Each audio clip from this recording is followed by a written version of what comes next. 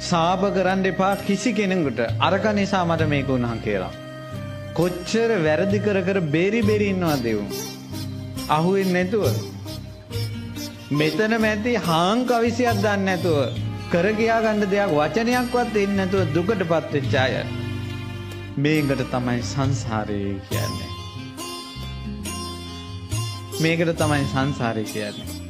ඒ නිසා පින්වත්නි ගැලවෙන්න නම් එකම පොටයි පේන්නේ දැන් නම්. තෙරුවන් සරණ ගිහිල්ලා පංචශීලයේ සමාදන් වෙලා හිතේ පැහැදීම හැම වෙලාවෙම තියාගන්න. බුදියා ගන්නකොට හිතන්න දැන් මැරෙයි මම බුදුරජාණන් වහන්සේ සරණ ගිහිල්ලා ඉන්නේ පංචශීල සමාදන් වෙලා ඉන්නේ මැරිච්ච ගමන් දිව්‍ය ලෝකයකටවත් යනවා කියලා හිතා ගන්න. මනුස්ස ලෝකයකටවත් එන්න එපා. මනුස්ස ලෝකයකට ආවොත් එහෙම දැන් එළියට ගිය ගමන් රාගෙට කරුණ ඕන තරම්, තරහට කරුණ ඕන තරම්, බොණ්ඩ කරුණ ඕන තරම්